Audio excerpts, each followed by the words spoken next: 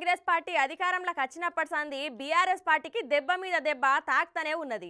దినం ఏడ్నో ఒక దగ్గర బీఆర్ఎస్ లీడర్లు కాంగ్రెస్ గూటికి చేరుకుంటురు అనే వార్తలు చూస్తూనే ఉన్నాం కదా.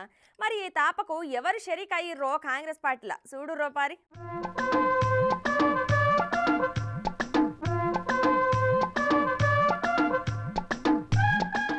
కాంగ్రెస్ పార్టీ అధికారంలోకి వచ్చినప్పటికెళ్లి బీఆర్ఎస్ పార్టీకి షాకుల మీద షాకులు తగులుతున్నాయి. బీఆర్ఎస్ పార్టీలో ఉన్న లీడర్లు చాలా మందే పోయి సీఎం రేవంత్ సార్ను కలిసిర్రు. మరి అధికారం పొంగనే ఎట్లా పడితే అట్లా మాట్లాడితే ఊకుంటారా చెప్పుర్రి. అధికారంలోకి వచ్చిన దినాలల్లనే 2 హామీలు పెట్టి శబాష్ అనేటట్టు చేసిండు రేవంత్ సారు. ఇంకా మిగిలిన హామీలు కూడా ఇంకో 100 దినాలల్లా అమలు చేస్తామని ఆనాడే చెప్పిండు.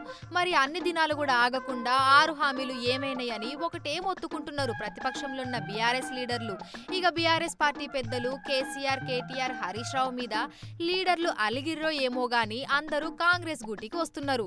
ఇగో అట్లనే నిజామాబాద్ అర్బన్ కు చెందిన బీఆర్ఎస్ నాయకులు, కార్పొరేటర్లు కాంగ్రెస్ పార్టీలో చేరికయ్యిర్రు.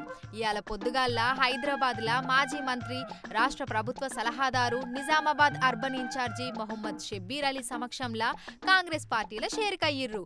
నిజామాబాద్ అర్బన్ కు చెందిన సీనియర్ కాంగ్రెస్ నాయకులు ఆకుల లలిత, కాంగ్రెస్ అధ్యక్షులు కేశవ వేణు, నరాల రత్నాకర్, తహర్ బిన్ హమ్దాన్ ఆధ్వర్యంలో అర్బన్ బీఆర్ఎస్ నాయకులు పార్టీలో చేరిర్రు.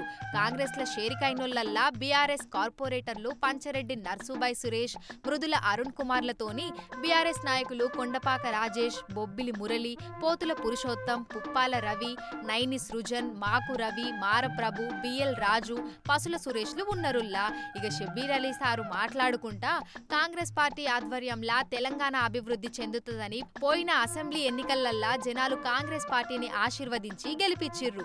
ఇక ఇప్పుడు వస్తున్న పార్లమెంట్ ఎన్నికలల్లా తెలంగాణలో అత్యధిక స్థానాలను గెలిచి ప్రత్యేక రాష్ట్రాన్నిచ్చిన సోనియా గాంధీ మేడంకు కృతజ్ఞత తెలుపుదాము. కాంగ్రెస్ పార్టీలో కష్టపడి పనిచేసేటోళ్లకు ఖచ్చితంగా గుర్తింపు ఉంటదని అన్నాడు షబ్బీర్ సారు. ఇక దీన్ని బట్టి చూస్తుంటే ఇంకో 2-3 నెలలల్లా బీఆర్ఎస్ పార్టీ పని మొత్తమే మటాష్ అయిపోయేటట్టున్నది పోర్రి.